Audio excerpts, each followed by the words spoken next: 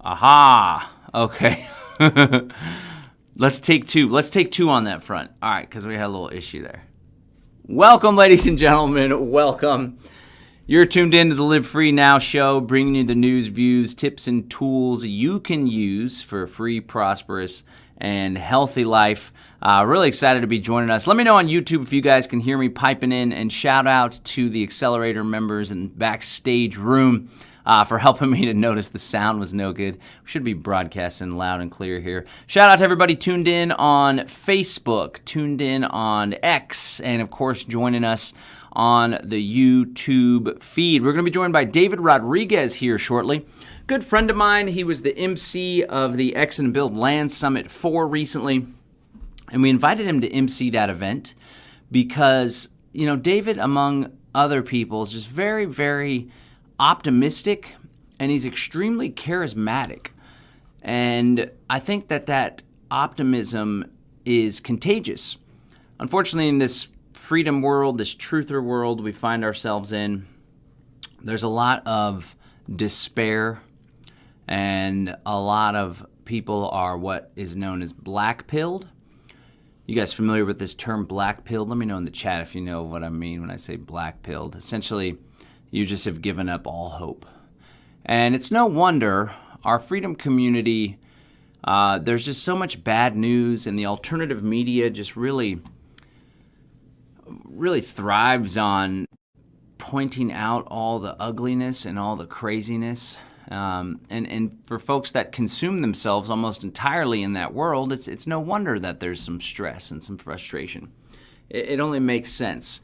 But what I want to talk about today with David, and I'll get into here shortly, is a lot of the beauty and the good stuff going on, a lot of the wins and the victories. We'll also talk about with old David some success strategies and success philosophy. He's a student of marketing, and a lot of folks like Napoleon Hill and such. And as you know, here on the Live Free Now show, the work that we do with Live Free Academy, we're very much focused on solutions. So one of the best antidotes to feeling overwhelmed, frightened, anxious, angry, is focusing on solutions and doing things and building things. It makes a world of difference.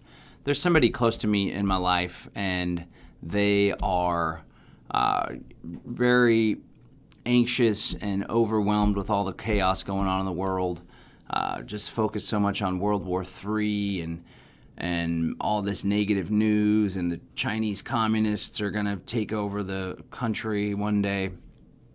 Anyway, and you know, I just wish that they would go out and hang out with other community members more, and get out in nature and learn to build trade networks. I tell you what, folks, the best antidote and the best solution to feeling that anxiety and that frustration is to go out and build and to get your hands dirty. And I know it's a challenge for us to feel optimistic and positive in light of all the craziness going on in the world. Let me just share a couple news items. But again, what we do here at Live Free Now, what we do with Live Free Academy is when we do talk about the problem, we talk about it in terms of the strategy that is going to help us to overcome these problems. We can't just drop the problem and then leave it at that. And that's what a lot of folks in this freedom truth community do. It's just all focused on the problem. So just to catch up on some news, of course, we saw Israel apparently detonate a bunch of pagers that were being used by members of Hezbollah, and this resulted in several casualties in addition to thousands of people being injured. It's a major escalation in what's happening in the Middle East conflict. That was yesterday, and then today apparently there are some radios, some three-way or some walkie-talkies that exploded as well. Conflict, chaos. There was a second attempt on President Trump's life, apparently. There's some people in the truth community that think it's all for show or staged. I think it's authentic, but of course it's being leveraged and exploited to sow more chaos and division. And then on top of that, I just want to point out we're going to be going to Europe, my lovely wife and I, to visit the People's Reset UK. The People's Reset UK. I hope folks will definitely check that out. Let's take a look at the website real quick. I want to invite you guys to take part in this event. If you're in the UK, we'd definitely love to see you there. We're coming to your neck of the woods for this particular event. If you're in the UK, we'd love to see you come out for that. It's going down the 27th through the 29th. Tickets are still available. Anyone can watch online for free, I'll say. The website's thegreaterreset.org, thegreaterreset.org, and you'll be able to stream the entire, I think it's a 3-day event. So definitely check that out. Hey, look at this guy. We know that guy. But we're going to go to the UK, and one thing that I learned about as we're getting ready to go into the belly of the beast is Europe is really pushing for this digital ID, which is quite alarming. So if in case you didn't know, Europe is like way advanced when it comes to this whole technocracy, okay? If you're not familiar with technocracy, essentially it's rule through scientific dictatorship, algorithm, mass surveillance society. This really is the essence of the Great Reset. And apparently, in order to fly into the European Union, which is separate from the UK, but they all collaborate on a lot of this stuff. In order to fly into the European Union come November, this is just their target. It very well may take much longer, but come November, you will need to submit to a digital ID, digital identification, and as soon as you come into the country, you'll be required to take a biometric face scan picture, in addition to having all of your fingers scanned for your fingerprints. That's a big deal. And as soon as I learned about that, I kind of had this sense that it's going to be difficult to escape from the technocracy. And ultimately, as we've been really pushing heavily here on the show and with Live Free Academy and events like the Exit and Build Land Summit, if we are to find freedom, it's going to have to be out in the country. And I don't know, I guess we're kind of beating a dead horse here for folks that have been following our work for a while, but it really is worth repeating. This smart city agenda, coupled with digital ID, coupled with a massive surveillance state, is only going to spread. The European Union is leading the charge, but other countries like India, for example, and of course Communist China have been rolling this out already for years and years now. The UK plans to follow shortly after. And it's unfortunate as somebody that wants to show my kids that Europe, and it's like, what does this actually look like if we want to see the world?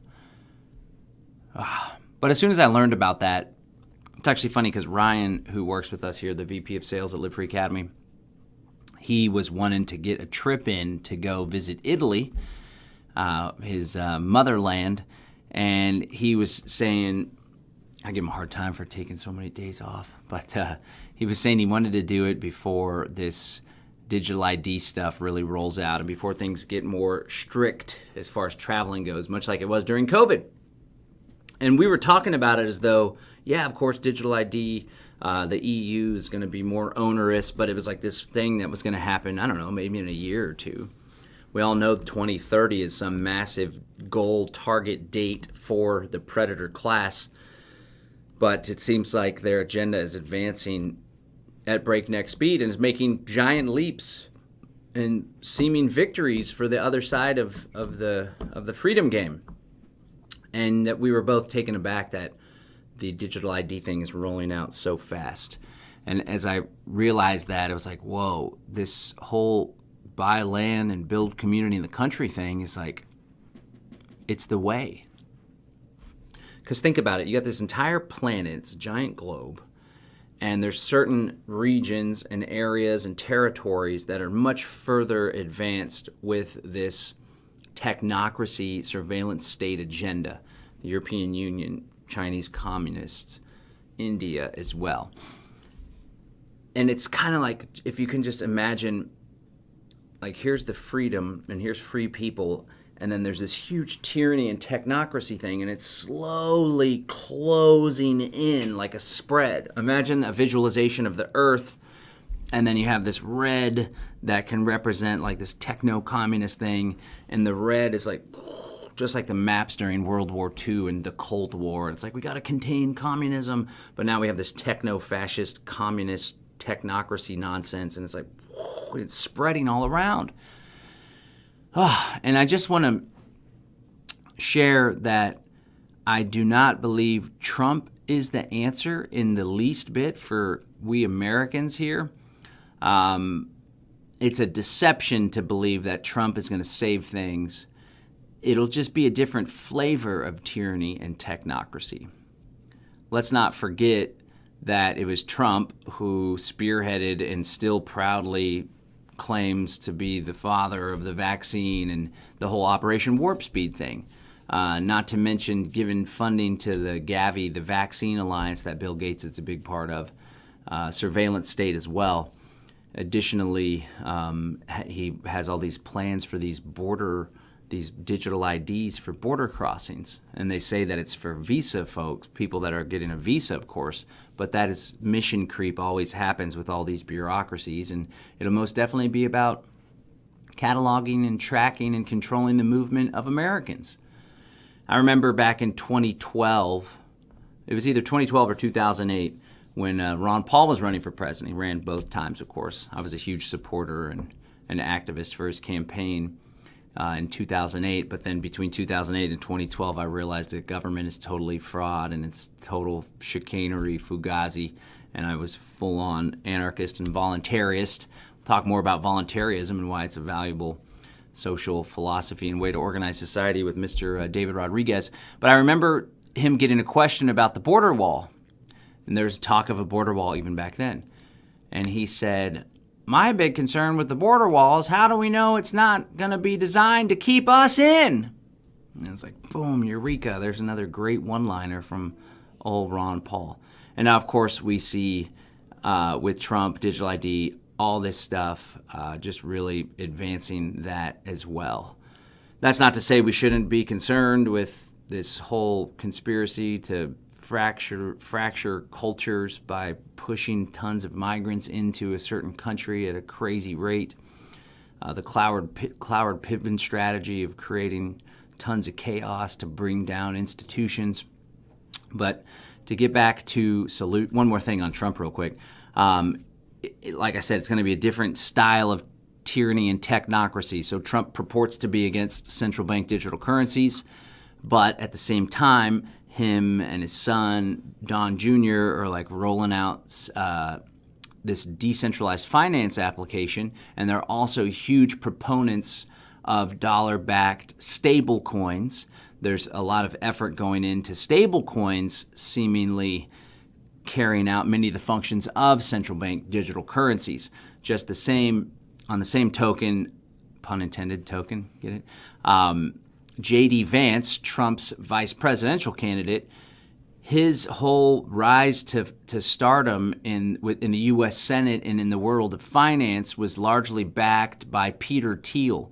Peter Thiel is a Bilderberg Group steering committee member. If you're not familiar with the Bilderberg Group, it's one of these organizations that brings together heads of government, heads of media, heads of tech companies, heads of industry, large corporations, non-governmental organizations, and they essentially come up with policies and organize their efforts in order to advance global governance, among other things, part of this whole New World Order regime, along with the Trilateral Commission and the Council on Foreign Relations and the World Economic Forum and the United Nations, World Bank, International Monetary Fund, you name it. The New World Order. And so Peter Thiel also has this investment firm called Palantir, and while they do some good stuff and make platitudes to freedom and some cryptocurrency projects, they're also heavily invested in furthering surveillance technology in Israel and drone precision targeting capabilities for Israel's military, all sorts of nonsense. So it's like this trickery trap. It may be the case that the agenda, the EU, right, because the deep state, Chinese Communists, Kamala, Democratic Party, DNC, United States intelligence apparatus for Great Britain too, and the European Union, all these institutions, the deep state is very much in tune and in bed with the European Union. Technocracy, pushing back on free speech, it's just this different flavor of tyranny and technocracy. And so, of course, if Kamala gets elected again, it'll happen at a rapid rate. If Trump gets elected, it'll kind of detour and go through some other iterations, but the technocracy advances nonetheless because Trump's cabinet picks and Trump's VP and Trump's own policies are still pushing forward this broader agenda, different flavor. Maybe it comes about slower.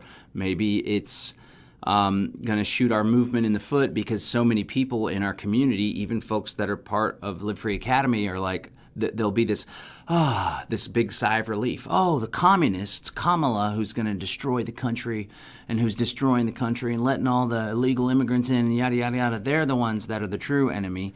And then Trump gets elected and everybody goes, much like during COVID, everyone was like freaked out and active, and there was huge Freedom Cell meetups, and we had huge growth in the Freedom Cell network. And everyone was focused on what can we do to exit and build and create more freedom for ourselves. And the beast system is expanding at rapid rate. It's total tyranny. What are we going to do? And then the lockdowns stopped, the mandates stopped, and everyone's like, they get caught back in the hypnotic rhythm of life, of going to work, making ends meet, paying bills, dealing with family issues, not never, but less focused on the fact that this tyranny and technocracy is growing all around us. So I just want to communicate that politics is not the answer, nor is being blackpilled. What can we do? Well, it's the mission at Live Free Academy and my personal mission, I've come to identify it, and this is what we're doing with the accelerator, so shout out to my accelerator members. There's these two areas that I believe to be so critical to finding freedom, to avoiding to avoid getting ensnared by this beast technocracy system. And those two areas are building the counter economy and land and community. That's the work that we're doing through the accelerator program. You see, the counter economy is going to enable us to continue to trade amongst ourselves, to buy and sell goods and services outside of the CBDC beast social credit score system, to connect with one another, to link up with one another. The land and community piece it's like the only area where we can really create freedom, in my belief. The cities aren't going to do it. And I just want to encourage people, there's a middle path, and that's something that we teach here at Live Free Academy. We call it the inside-outside game. If you've done some of the workshops with us, especially the CBDC exit plan, that's where I first kind of conceptualize this inside-outside game way of explaining things. But the inside-outside game is essentially you don't have to abandon all that you've worked for, all that you've built that's inside the system. Rather, you can maintain that, but also build outside the system, trading amongst yourselves, learning to use cryptocurrency. And in the case of exiting the cities, some people they feel stuck in the city, they have family in the city, they have a career in the city, they have a paid off house in the city. But what I would encourage people to do, a la the inside-outside strategy, is to at least have a footing out in the country. So you don't have to give up your home, you don't have to sell your house, you don't have to leave the city now if your career's there, or you're taking care of an elderly parent, or your kids are about to finish high school or whatever. But you should at least have an exit plan, an escape plan, as in putting together some extra money and buying a little 2-acre piece of land, putting together the money to buy an RV that sits on that land, and then like one of these tough shed things that you can store supplies and food in, that kind of deal. Now, of course, if you're in a hot climate, you'll want to make sure that the food doesn't spoil because it's sitting in some kind of shed, but that's the kind of thinking we all need to be engaging in. The beast system's coming up. It's growing all around us. And there's times, I'm an optimistic guy. That's why I'm excited to talk to David. I try to encourage people to be hopeful and to take action. But there's times when I'm like, man, this is nuts. It's like, I can't believe this is the world we're living in. Just to be totally honest, there's times where I'm feeling a little anxious and worried about stuff. But in those times, you can pray, you can meditate, and you can take action. We just created a giant pond on our property, which is really pretty cool. Let me see if I can show you guys some pictures of the pond. So I want to just encourage people as a takeaway here from all this stuff I'm sharing, to make sure that you have a plan. One thing that helps with feeling the anxiety, feeling the stress, is to have a plan in place. Because when we don't have a plan, we're necessarily carrying out someone else's plan. And so having a plan is something that definitely helps. But in those moments when you're feeling the anxiety, another thing that helps is to go out and do something. And again, to come back to the plan, if you have a plan, of course, then you go out and you lean into your plan, right? If you don't have a plan, just go out and do something. Take action. I promise you, action is the best antidote to all this craziness that we have going on in the world. The action is something that is most definitely going to help you to push through that. We can't allow ourselves to get caught in a place where we're all worked up and we're all stressed out, okay? So because then we're vulnerable. We're more vulnerable when we get overwhelmed, when we get anxious, when we're freaking out. We're not able to carry forward our plans and our agenda. Okay, guys? A lot of people don't even have an agenda. They're just carrying out someone else's agenda. Okay, let me see if I can play this video here for you. I'm going to do my best to get the audio to come in. Let me see if this will play here for you guys. Just give me one sec.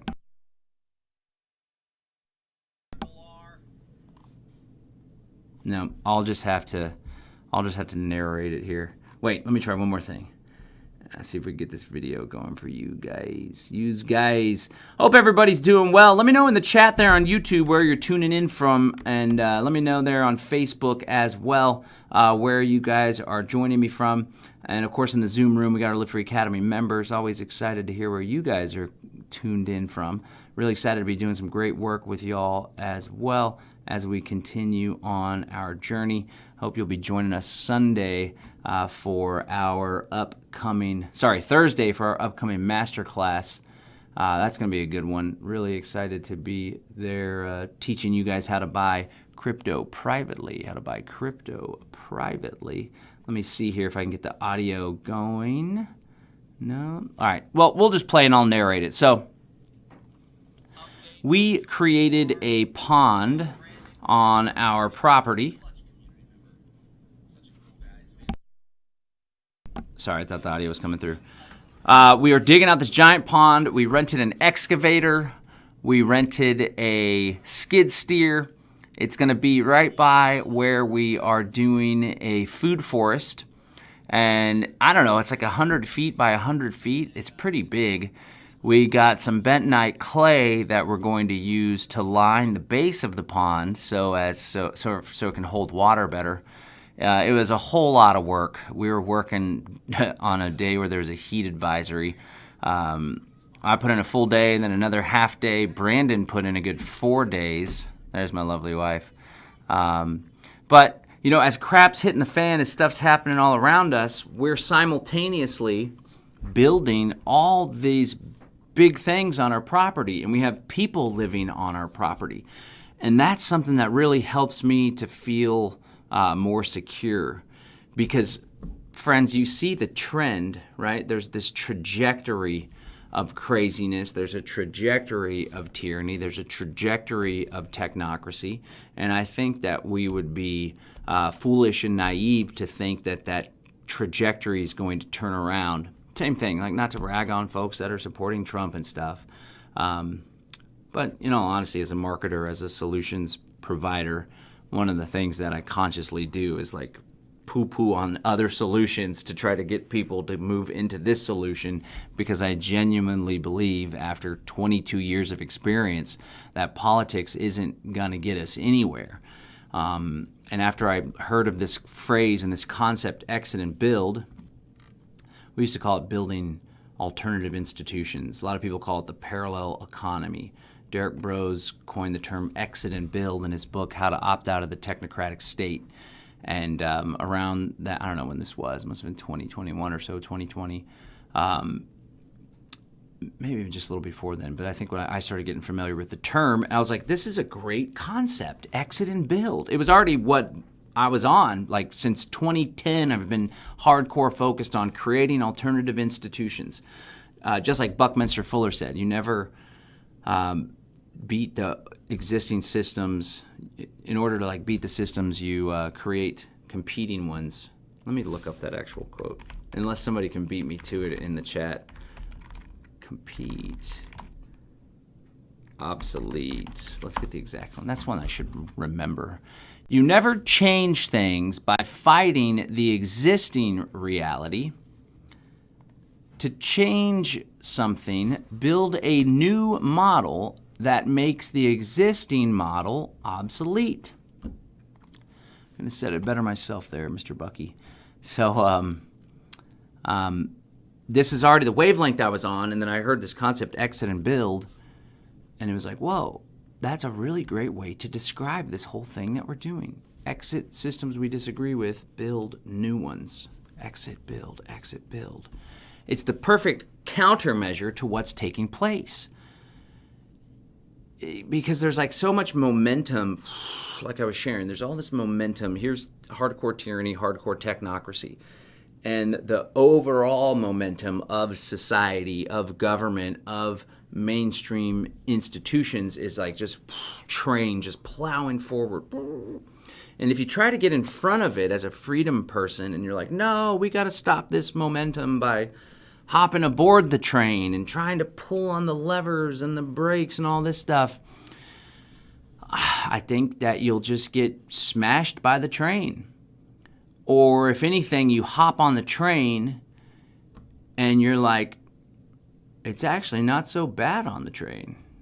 Meanwhile, I was all freaked out and felt powerless outside of the train, but as soon as I got on board the train, it's actually pretty luxurious, and if you can't beat them, join them. Of course, the classic quote, those power corrupts and absolute power corrupts absolutely. A lot of people join government or join political campaigns and they end up getting corrupted and their message gets watered down. We see it happening all the time, especially with the Trump movement. Libertarians and freedom lovers are making all sorts of excuses. 4D chess, he didn't know about it. He, drained the swamp, and then he stacks the swamp with Goldman Sachs people. Anyway, I don't think that we can the train may get slowed down, but even the breakneck speed of the train is something that we shouldn't even be a part of anyway. Even when it was chugging along, it was still pretty disastrous and antithetical to our values as free people. So what I would encourage people to do is to build our own systems, to build our own communities, to connect with one another. And let me get the link here. David's about to join us. Oh, I thought I dropped him the link before. David Rodriguez is going to be joining us, folks, if you are watching along. Really excited to hear from Mr. David. Good friend of mine. We've worked together on numerous things. I think he's going to be speaking at the People's Reset as well. But he also was at the Greater Reset 5 recently down in Mexico. And in addition, he also was the MC over at the X and Build Land Summit 5, which was great. Really excited to have him. But again, just having the awareness of how this beast system has worked and now seeing this Exit and Build Solutions thing, seeing people use the Freedom Cell Network, seeing people have victories, seeing people connect with other people, seeing folks hire one another, seeing people trade outside the system, it really has made a world of difference. And I'm starting to see with greater clarity that this is the way. Exit and Build is the way. And something that I'm going to be piping on more and more and getting greater clarity for as well is this whole Confederation of Freedom Communities idea, which is something that I've been speaking of here and there for the past few years, but the time is now to really put it into action and to build that out. And I'm going to be inviting people to join me to do just that. But I see Mr. David James Rodriguez there in the house. Excited to have him. Let me go ahead and pull this up, make sure the audio and everything's working good because we kind of tweaked some things here. But let's bring on Mr. David James there. I'm going to remove my pin. And let's see what we got going here. Thanks, everybody, if you're just tuning in. This is Live Free Now Show, bringing you the news, views, tips, and tools you can use to live a free, prosperous, and healthy life. Let's go.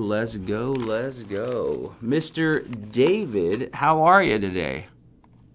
Hey, man. Grateful to be alive, John. How are you? Can you hear me all right? I'm good. I can hear you. The folks in the Zoom room can definitely hear you. Let's see if our friends over on YouTube and Face and X can hear you. They should be able to. Why don't you go and introduce yourself? Let us know what you're all about, my friend. Yes, it's a joy to be with you all. I'm here to help liberate myself and my friends and brothers and sisters on the planet, especially the children. And I don't know why, but from a young age, I always wanted freedom. And so that's the kind of spirit that I feel. And I'm principal of Valor Academy. I do early high school graduations for teenagers. I do homeschool consulting and published a book about the history of the school system and discovered what's going on in the school system. It wasn't an accident that the attendance is compulsory and a curriculum is mandatory as well. So that's what I'm focusing on. And yeah, co-creator of the Gatto movement, Get All the Thinkers Out, an acronym of forced schooling inspired by John Taylor Gatto, who was the author in the book that I published. And that's what we're doing here, man. Creator of the Freedom Lovers Show and now Voluntary Living. I kind of heard John say evolving, and that's what this is about, the voluntary living. Exit and Build. I'm so grateful that Derek and John have created this idea and marketed it because people need solutions out here. And I heard that idea during the pandemic. We were having bonfires on the beach, the Santa Cruz Voluntarius in California, and we called it the Solutions Bonfire. And so this is one of the ideas that we presented because it's quite clear that both parties are corrupt and government is organized crime. And so it's up to us to create the new world. As lofty as that might sound, this is where it's going. And it's just a beautiful time to be alive. And it's crazy as well. You know, Dickens was right. He said it was the best of times. It was the worst of times. So this is life, I think. I think this is how the human experience is. And so I help parents get their kids out of the school system and working on a movie project actually I'm excited about and learn to increase the media, learn that you know, creating content and these kind of things, this is the path forward. And how do you do that? And I'm rocking the shirt that I got here. Freedom Cell Network, getting together with the friends and the family, the brothers and sisters, and having real conversations. And if somebody's not awake by now, after the last 4 years, I just send them peace and love. I don't know what to tell them, but we can see their plans unfolding. So we want to create our own plans. And that's what you've been doing, John and Derek, and a lot of other great friends out there. People, a lot of people start to really get into the arena. And there's also people that are still getting shoehorned or pigeonholed back into statism. You know, the whole Reagan movie came out and people, yeah, let's get a politician in there. It's like, come on, guys, you know, let's do some research and we find out coercion is not the way. So it's a joy to be with you, John, and yeah, grateful to see you in the UK in a week or two now with the People's Reset in England. And yeah, we were in Mexico and Texas, and there is a mass great self-ownership awakening that is happening. And, you know, you guys just have to be on the forefront and leading the way and helping other people feel inspired and hopeful. because it is psychological warfare. So we want to transcend the mind control and discuss solutions that you have been presenting. And yeah, amazing event. The Exit Build Lansom is phenomenal. So thanks for all what you're doing. Thanks for having me on. Looking forward to this great conversation. Come on. I think we'll rock with this. Can you see the screen that we got here, David? With like me here and Yeah. then you? Okay, cool. I see a side screen. Yeah. Yeah, let's go. Okay, cool. When did you wake up? Because you've been in the game for a while. Definitely got a nice awareness and cultivated like real just crisp look at how we deal with the world that we're living in. But when did you wake up? And tell us more about what inspired you to do this work with John Taylor Gatto's work and publishing that book. I remember we used to sell the Underground History of American Education at the bookstore I used to operate back in the day. That's right. Yeah, it was out of print, and now it's back in print. And I got it's volume 1. I got to get the 2 other volumes out because it's such a tome of research, and it's just overwhelming to look at all the time that John Gatto put into researching the history of the school system as the 5-time Teacher of the Year in New York and New York City. I think when I saw Ron Paul in 2008, just briefly, I think when he had the confrontation with Rudy Giuliani, I was like, oh, who's this guy? Champion of the Constitution. That's what it was. When he said champion of the Constitution, I'm like, man, I love that word. Tell me more. And then I kind of just like, okay, whatever, this guy. And then 2012, I'm like, yeah, this is our dude. I put a big old Ron Paul sticker on the back of my car and driving around, and people are honking Ron Paul. We're like hanging out the window. Yeah. And then you see what they did on the media and the voting and everything, and like he's having huge crowds, and then they give him 30 seconds or a minute on the debates, and Romney gets 17 minutes. I'm like, this is weird. This is unfair. So what they did is the media stole the election, in my opinion, or at least skewed it and directed it to media political interference, as they say now. So I like, this is not how you change the world. And then I came across Murray Rothbard's For New Liberty. I can't remember how I came across it. It was probably on some like torrent site or something, and I don't remember, but I got it on my MP3 player, and here's Murray Rothbard talking about a stateless society, how it all would work, the roads, the courts, the schools, everything. And I'm like, I think that will work. And then Jeff Berwick came out with Anarchapulco in 2015. I said, I'm going down there. And it was so amazing because I went by myself, and it was 120 people. But the first day, right before the event, we're at the pool, and some guy says, hey, you here for Anarchapulco? I said, yeah. He says, why don't you come hang out with us? We're right over here. And I said, all right. So I went down there, and there was 7 or 8 guys in a circle, all single men, all came by themselves from 7 different countries. Wow. And it was, oh, I'm from Germany, I'm from Portugal, I'm from Sweden, and Canada. I'm like, are you kidding me? Like, all you guys know that the government's organized crime and illegitimate? So it really piqued my interest to see, oh, this is a worldwide awakening. This is big time. And then I just kept going to Anarchapulco and waiting for a year, and go the next year, and volunteering. And I got to work with Nathan Freeman as a speaker liaison. And then an opportunity came for a speaker. I got to speak. I got to open for Ron Paul in 2018, which was amazing. He packed the room with like 1,500 people. And so it was just my love for freedom, and understanding, as you are a man of self-development, that you give value, and maybe you get lucky and the opportunity comes. And I found amazing people down there, such a loving, conscious community down there. And that was kind of the beginning process. And then, I got involved with John Gatto. About that time, I reached out to him. I saw the epic 5-hour interview with John Taylor Gatto and Richard Grove, the ultimate history lesson. And I just had my mind blown. I reached out and said, hey, John Gatto, I believe I'm going to have a lot of money in my lifetime. I'd like to see your name on the libraries and the schools instead of Horace Mann. Horace Mann is the politician who brought over forced schooling in 1852. So I got connected to him through Richard, and I got permission to use his name, and I started going over there and build a relationship with him, and turned out to be a good situation. And I'm still, despite him not being here, I still have some work to do with him and for him, because he dedicated so much of his life to research in the schools.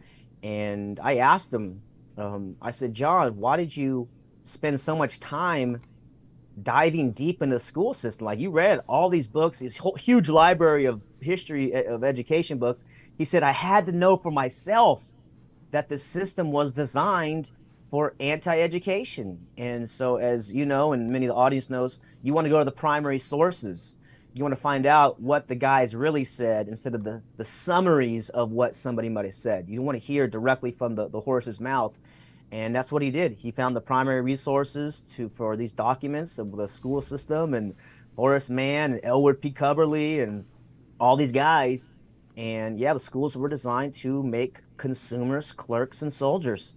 And I took that personal because I'm from a small town, Mount Shasta, California, maybe about 4,000 people in the town. I grew up in the picturesque, hey, howdy ho, neighbor, this kind of stuff. We got 3 traffic lights in our town, so I grew up in this certain image of life. And then when I found out, oh, there's predators, and even reached my little tiny town, even still takes time to process the magnitude of what the state is and what it's done to schooling and medical system, financial system, media system, everything that it touches.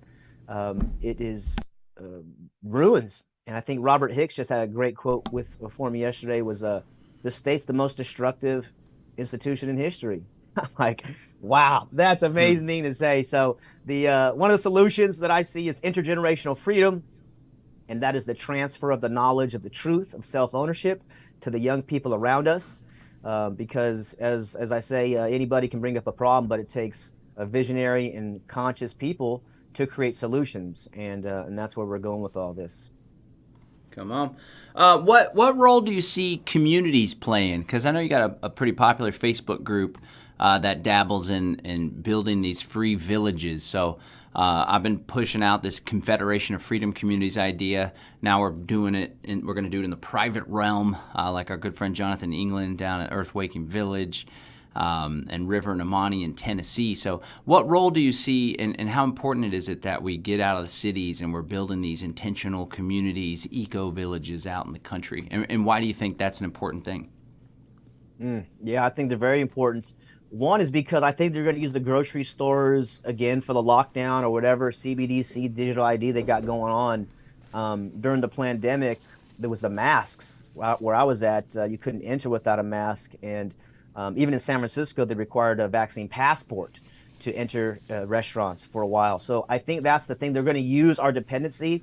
And that's one thing that I'm working on, and I know you are too, in the community, is like how to get independent food, right? This is the challenge. So community comes in because many hands make light work, and people are starting to get a whiff that these guys at the highest level, they're not playing games. And with the whole jabs and all they're doing, as Derek says, fifth generation warfare. I saw Greg Braden talk about fifth generation warfare. So yes, people have weapons, right? That's fine. And they're using psychological weapons now, economic weapons, biological weapons, and this is a whole different game. So it's like, how do we expand? And if you have, as I discovered in the Santa Cruz, if you just have 12 or 15 people that are in alignment, you almost are unstoppable. You commit to peace, you commit to compassion and solution minded and these kind of things.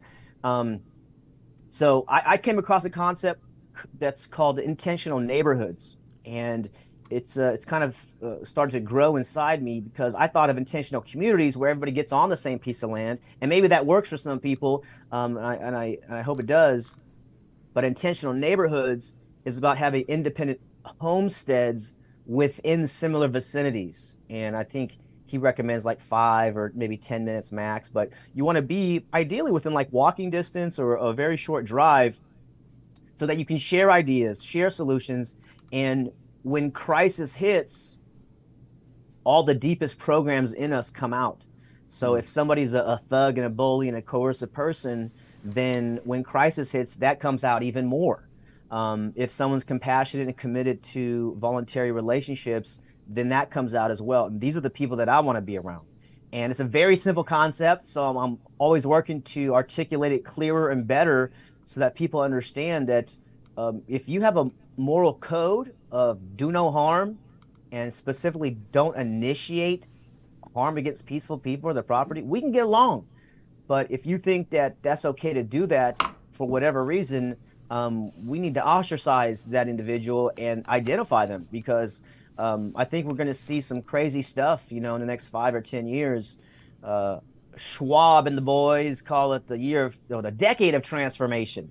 So, and I appreciate what you say, John, too, is, these guys have this big, hairy, audacious goal of global dominance and enslaving everybody through everything, the, surveillance and all the money and stuff. So why not us have a big goal, crazy adult goal, and put it out there?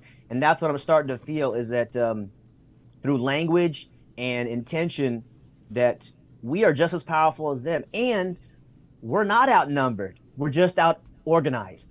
So this is where the personal leadership comes in, and self-development, something I call over communication.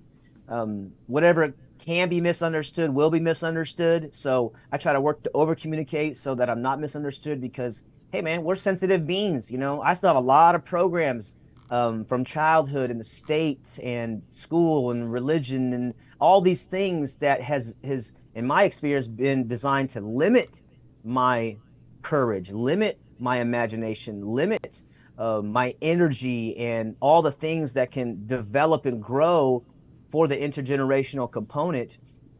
So yeah, community is very essential, and I think it's even from human nature standpoint. Like, we're social beings, and there's nothing better than going out and hanging out with some freedom friends, and even growing. Like, I'm working with someone here on a farm out here, and we don't agree on everything, but we agree that it's smart to have independent food. So I try to find ways to harmonize with people rather than try to push my ideas, into someone's mind. I just say, hey, look, I just promise I'll never force you to do something. Would you give me the same respect and promise never to force me to do something? Let's just have a voluntary relationship. Would that be okay with you? And from that foundation, I found that I can, really get along with people, even if they're, lefties, righties, or whatever it is. But it's like, from a human perspective, I know you own your body. I know I own my body. So let's respect each other's kingship and queenship. And this seems to be the next phase, where it's like, hey, yes, we're all individuals and we're a community, but let's learn how to work together. And the next phase, I think, is going to be conflict resolution, because that's where a lot of work can be done as well. Building community. It's not a matter of if conflict arises, it's when it arises. But I think from the independent homestead component, then there's going to be less conflict. However, we will, commit to working with each other on a voluntary basis, help each other, food, water, shelter, communications, all these things that I don't have all the answers for, but I believe in consent and voluntary relationships. Do you, my neighbor, my friend? And I think we can kind of build, like you said, I never heard of this confederation of communities, but it sounds like that's probably in a similar vein. Yeah. The whole idea is to help facilitate the creation of a bunch of different off-grid, eco-freedom-oriented communities. It could be connected with neighborhoods and whatever, and ultimately just really grow the Freedom Cell network out. But we have these physical spaces where there's a high density of freedom lovers. And I think ideally it's we're all on the same property. Many hands makes for light work, like you said. But some folks don't want to live like that, not communally, so to speak. Not like everything is shared. Although when it comes to this private realm thing, it is more like it's a membership, and you don't necessarily own that piece. You just steward that piece, which is a different way of conceptualizing everything.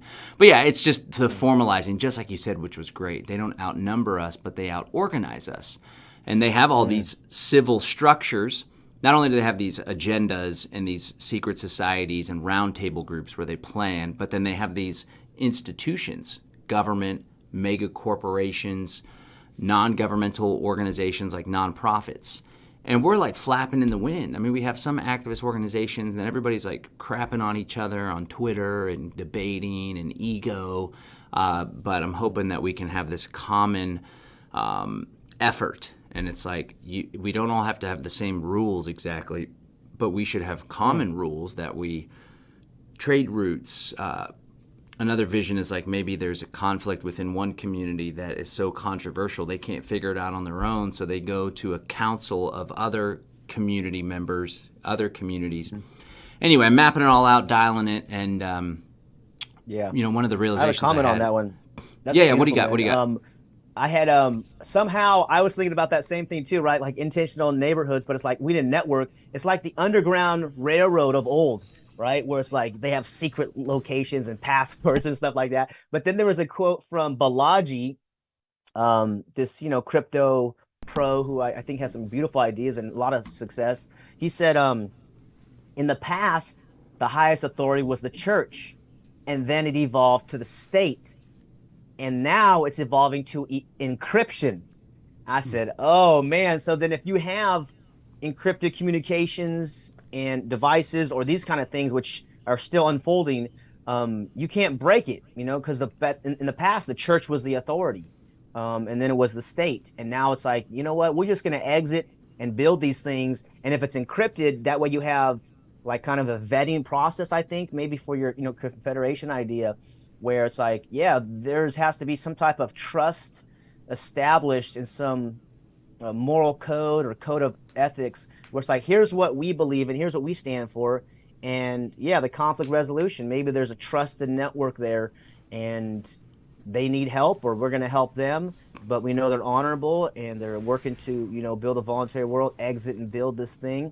And I just love that idea that encryption is permissionless, right? And I think you're probably the pro definitely more than me, but maybe there's other people here, but understanding the power of not asking for permission. And I think that's a very important point because so many people who are slightly awakened to, government corruption, they just don't know if government's illegitimate. They haven't got there yet. They haven't got to Spooner, who amazingly, wrote his book, The Constitution of No Authority, 150 years ago. So we're trying to catch up to Spooner. That's how bad the media and the propaganda has been in these schools and in society in general, that it's a fact. Government is illegitimate. So how are we going to address the criminality and the violence that they bring? And I think this is where the spiritual component comes in as well. I wish these people well. My father was in the government for 40 years. My mom was a school teacher, and loving, kind people, and many family members still. However, when it comes to doing what's right or taking a paycheck, we see the phrase so often, I'm just doing my job. Well, if your job requires hurting peaceful people, you got to quit, man. And when you do quit, if you pursue morality and righteousness, there'll be space for you in this community. We need protectors. We need all the things that the state allegedly does for us. We need that over here. So we'll just fund you voluntarily. Like the Threat Management Center out of Detroit and Dale Brown, he found a way to protect neighborhoods with $10 a month. And they don't call the police in the Detroit, they call Threat Management Center because they show up. The Detroit police do not. So these types of solutions have been demonstrated, and now it's just a matter of organizing them, discussing them. I always get excited to talk with you and Derek and the people at the People's Reset. I'm like, oh man, these guys get me. They understand, what's going on. And sometimes our friends and family are so far away and they don't have interest and don't understand maybe the urgency of the matter. And so this community does, and I'm just so grateful for you guys. Excellent. Okay, good. If anybody has any questions for Mr. David here, go ahead and drop them there in the chat, especially for our Accelerator members that are tuning in via the backstage Zoom room. Let us know there, ladies and gentlemen. Somebody said, I added you both to my list of mentors, so at some point in the unspecified future, you can expect to receive at least $50,000 of investment from me. Okay, Mr. Joseph. Let's talk about investment. I've long held that the most valuable investment one can make is investing in themselves. So can you share how self-development, success philosophy, learning from the greats like Napoleon Hill, what role that has played in your life and you thriving and just being a happy, productive person? That's a huge asset for this whole freedom community we're a part of. Thank you. Yes, and to the gentleman who offered the $50K, we're crowdfunding a film probably in the next week or two. We're hoping to get everything set up, but we got the video made. $50K would be amazing. We're looking for $350. Self-development has been so critical because I joined a network marketing company when I was like 21, and they actually said, read these books. And I'm like, okay, you guys say you want to make some money. Okay. And I couldn't believe that there were books about success because I was the government schools, I was a business college. Nobody recommended Napoleon Hill, Rich Dad Poor Dad, Dale Carnegie. And I'm just like, are you kidding me? So all these things, right? It's like this is the secret. So I kind of started learning about school a little bit from Kiyosaki about how schools, make you into a worker for a corporation rather than your own free individual. And then I just got down that vein, and it was very powerful. Power of positive attitude. I was starting getting into church too at the time, the Bible and wisdom. There's a great verse that says, "In all that you're getting, get understanding. In all of your seeking, seek wisdom." And for some reason, that just really attracted me. And so these types of things started to inspire me. And I got into health insurance, in my 20s, and that was the little book of business that I built and sold. And I saw these guys making huge money around me, and I was like, what's bigger than money? So I started pursuing spiritual things and moved to Korea. I taught English in Korea for a year, and then I got recruited over to a biotech company. They sent me to New York, but I would attribute many of this to positive energy, um, studying some of these basics of success because I didn't know these guys existed. It was Think and Grow Rich from like 1936. There's another guy, who was it, Ralph Waldo Trine from 1897, who really has inspired me now. So there's these old books of wisdom right before the school system got implemented, and I can see how the predators have their agenda, and then genuine authors and researchers like Hill and who's the one of the guys before him, Martin from like 1920 or something. So these guys have been writing about success for 100 years plus, and even back to Marcus Aurelius was 2,000 years ago, but he was talking about inner power and inner control and what matters. And then when I got to the freedom community, I noticed there's a lot of smart, logical people, and many of them hadn't heard of these types of self-development books. So I see there's a crossover, which you've made so well, and I think this is kind of the missing component is, yes, logic, reason, righteousness, morality, and inspiration, positivity, because it's like both are needed in the new world that we're creating, the new earth, the voluntary society where it's all personal responsibility. And personal responsibility is heavy lifting, because it is easy. You can go work for a corporation and 9 to 5 and get a pension and buy their promises, but you're not free to go on vacation when your 8-year-old or 5-year-old's like, hey daddy, I'm going to spend time with you, or hey mommy, let's go see grandma. So I think the highest value is freedom and being able to do those things that you want. This life is short, so understand that the extortion that the government does conservatively, if it's 30% of our income, that's like 15 years of a 45-year working career. So they're robbing time from us, sacred life force, energy, and time. So to build the side hustles or the businesses, you don't got to become Elon Musk or some billionaire, but something on the side now. And now with the internet and now AI, I'm curious what you think about AI too. These seem to be powerful tools that if we can use them, then we will be able to build more freedom and lifestyle flexibility for us so that we can do the things that really matter in life. In contacting investors for this film, one of my mentors, he's probably worth $100 million, I presented this project to him, and he said, there's nothing worse than losing money. So we're talking about our business model and such.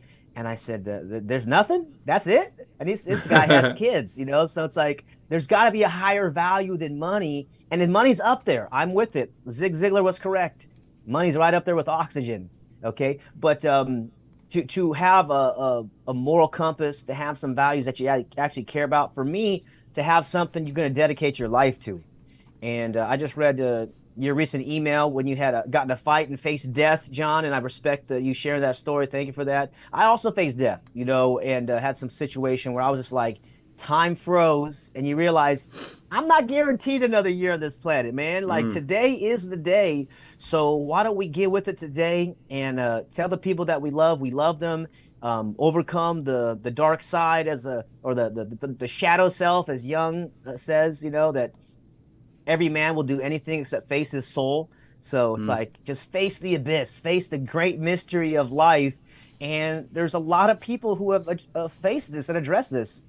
It's called being human, So yeah. these secrets and these mysteries that I had questions for, I realized we're all on the same boat, and we have different DNA and different individuations and personalities and things, but we can find the common ground. I think that's part of what this great self-ownership awakening is about: is finding the common ground. You be you, I be me. Let's be our individual self, and let's create something for the collective, or the community, the intergenerational component, the 7 generations from now. That's what's been missing, is having a big vision. And I think that's what's happening now, is people are like, oh, we better swing for the fences. It's time to swing for the fences. It's time to get clear on where humanity wants to go. And I think that's where it is. It's going to be these intentional neighborhoods, these communities, these encrypted ways to communicate. I don't know how it's all going to unfold, but I know that the human spirit will strive and will thrive, and I believe achieve. But we just have to understand that we need as many workers and hands on deck to go all in.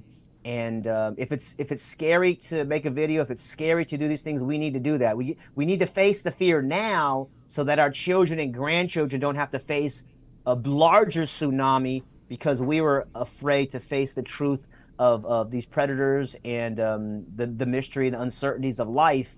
Well, today is the uncertainty, so let's move forward today. Let's try and swing, and if we strike out, we can always try again tomorrow. Come on. Good stuff. Good stuff. Always inspirational, motivational. Let me ask you, before we let you go, can you share, speaking of bravery, can you share the story of how you guys opened up the beach during all the lockdowns and stuff? Because it's a great story. You tell it well, and it's just a good example of why we need to put some skin in the game and recognize, like you said, if we don't take greater risks or greater action, most importantly, then we're simply kicking the can down the road for the next generation to deal with even more hardship than we've ever had to deal with today. Can you share that? Recount that story? Oh yeah, love to, man. I love that story. And we got many of that footage on video, so I still want to make a documentary about that, and that's in the works too, because we live streamed most of this stuff. So I think it was April 2020, going down to Santa Cruz, California, a beach town, a surf town, and there's yellow tape at 2 p.m. on a Saturday, right when it's starting to get warm.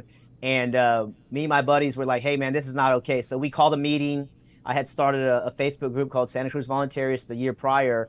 And we had about 20 people at the meeting, and we discussed what's going on. We knew the jab was coming. So we created something it's called the Committee to Reopen Santa Cruz to Save Lives. So we said, what are we going to do? Okay, so we did some marches in downtown for a while, and we said, no, we're going to do civil disobedience. So me, and actually Howard Lickman was there for some portion of it. We went down to the beach and took off the yellow tape, got the bullhorn, and said, we now declare the beach open. And we went down there at Cowles Beach in Santa Cruz, California. And there was probably about 12 or 15 of us just that first few weeks. And the cops drove up in their little ATV with their helmets on. They're like, hey, you guys got to leave. And so we were having dialogue with them and said, no, we're not leaving. And they're like, okay, well, we're just doing our job, so see you later. So we kept doing that. And we did that for probably, I don't know, 8 or 10 weeks. And then on video, the county public health officer came out and with her mask and said, we were trying to keep the beaches closed, but the people are not willing to be governed anymore. And we have to open the beaches. And so we're like, that's awesome. I can't believe she said that. So we grabbed that video. Well, about 40 miles south, there's another beach town. This is for like the wealthy people, called Carmel. They also had the beaches closed. So we had our friend down there. She says, hey, you guys did that in Santa Cruz. Why don't you guys come down here? So we did it, and we walked through downtown. bullhorning. Hey, they had signs in the road, the middle of the road. It says $100 fine for not wearing a mask. It was so totalitarian down there. So 12 of us again walking down the downtown of this rich little beach city. Hey, we're gonna open the beach. You don't have to comply. You know, your rights come from God. You're free. Come join us. So we're walking down, and sure enough, this time there was a huge yellow tape across the entrance of the beach, and it's beautiful, like almost white sand down there. And there's like 60 people waiting at this yellow tape. And we walked up, and we're like, "Hey, what's going on?" And someone says, "We're waiting for the freedom people because they're going to come down here and open the beach." And we're looking at our friends. We're like, "I guess we're the freedom people." So my friend Florence is like, "Hey, can I cut the yellow tape?" I'm like, "Yeah, cut the tape. We know how to clear the beach open." And so we walked down there. Our friends walked down there, and we looked behind us, and there's still 50 or 60 people up there still waiting to see what's going to happen. So we kind of hang out for another 10 minutes, and we're like, "Hey, join us." And okay, it's just our beach, I guess. Well, we had sent notices to the local PD, and that's on video too. The police are driving at us on the beach, and so we're like, "Hey, get your cameras ready." All right, we don't know. We're going to get cited or arrested. I don't know. And they drive right at us, and then they just turn up the hill and just drive up the beach. And my buddy Tim says, "Hey, did you get our letters?" And they just totally ignored us. And I think because they felt the energy where the only thing they could do was arrest 12 people. We were not going to identify ourselves, so they couldn't do anything. What are they going to do? Arrest us for being on a beach? So anyways, once the police drove off the beach, more people came down. And I'm not kidding, man, within about 30 or 40 minutes, there was 200 people on the beach enjoying summer, must have been June or July by that point. And one of my friends there who actually is from Carmel, she got so emotional. She's sitting down, she's crying. She's like, "I can't believe we did it." It was so like high energy and overcoming the darkest fears. You're like, you know what? If you're going to arrest me for being on a beach, come get me. And that was the energy. So those were the two cities that we just have great memories. And like I said, we're trying to, get a documentary made about this because this was a community of 12 or 15 people that we all discuss self-ownership. We all discuss, hey, the beach belongs to the people. We even found an act from California. It's called the California Coastal Act that says the people must always have access to the waters. So even in their own codes and statutes and stuff, we found some angle for our group, and it was so exciting. So this is why I started to say, free people don't ask permission to be free. We exercise our freedom, and of course we're dealing with guys with guns, and they can sometimes shoot you on camera and lie and these kind of things. So we're dealing with some really dark stuff. However, if you have 5 people with cameras, recording them, then they're probably not going to shoot you and deal with all their militaristic training, as we're seeing lately. I'm sick of seeing innocent people get shot on camera and nothing happens to these cops. So those cops, you guys stop doing that. We wish you get forgiveness in front of God and change your career. But you're on the wrong team. You're on the losing team. The winning team are voluntary people, consensual people, exit and build people, freedom cell people, intentional neighborhoods and communities people. We must remember and know for a fact that we are on the winning team. And anytime you feel alone, come to an event, log in. I'm glad to see you guys are here in Zoom and YouTube and all these channels that you're streaming on so professionally, because it is an energetic thing and it's psychological warfare. And first, we must win in our mind. I saw this great thing from Jim Rohn recently. He says the 3 steps of manifestation is imagination. We must imagine what's possible. Faith. We must believe that it's possible. And action. We must take the action in alignment with our faith. And I think that's part of what I'm going to share in UK, because it's so simple. We just got to get these ideas out there because humanity is ripe for these types of inspiring, transformational concepts, just like I am from some of these great teachers. Excellent. Oh, good stuff. Jim Rome's another good one. So it's cool that you're grabbing inspiration from these greats and applying it to this work that we do. And I'm grateful that you're helping to push that for other folks because, like you said, it's a missing piece. Everyone's caught in this defeatist, negative mindset, and it's no wonder why they are. There's just an onslaught of negativity and negative news and fear-mongering coming at us. But when we could step into our power, when we could recognize that the power lies within, then I think this is the way. So, hey, thanks for joining us. Share some websites or how folks can follow you. I know you have a YouTube channel as well. What's the best place that people can go to stay up to date with everything you're doing there? Yeah, go to davidjamesrodriguez.com. I have some of the videos and some of the links. I'll put up the crowdfunding project here shortly. And if you want to graduate your teenager, let me know. thevaloracademy.com, homeschool leader on Facebook, and homeschoolleader.com to get some consulting.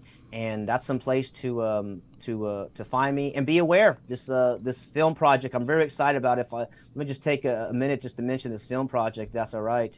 Yeah. This film project's coming out with a powerful movie director, and it's about these ideas. The concept is the exit build concept. In essence, the intergenerational freedom, intentional neighborhoods, voluntary living. I'm going to start referring to this method as voluntary living. I love voluntarism. It just hasn't. It has a weird understanding for people. It's just like volunteerism. By the way, Ron Paul was just talking with Nicole Shanahan, the former VP candidate with RFK, about voluntarism. So that's very positive. But this idea that we don't need permission, and all the things of independent food, water, energy, communication, healthcare, shelter, clothing.